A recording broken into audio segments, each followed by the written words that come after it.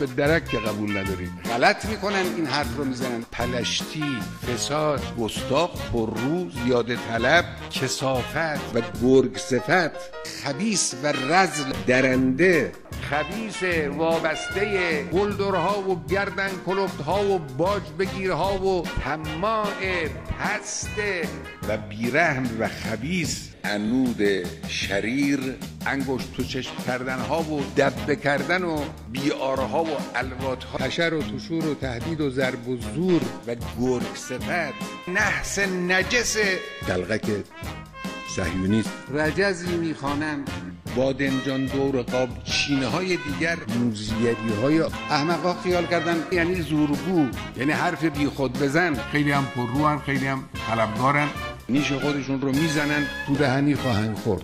لاف رو میزنن، لاف در غریبی میگفتن به کوری چشم اونها. چرا غلط زیادی میکنن؟ زبان دشمن رو دراز کند. کلاهش پس معرکه بود، خواستن ماسمالی کنن. به کوری چشم دشمنان چوبش هم خوردیم، مثل کینه شطوری. مردشور این کلیسا رو ببره، بزک کنن، ول کن تا ول کنن. ادب در همه مراحل لازمه.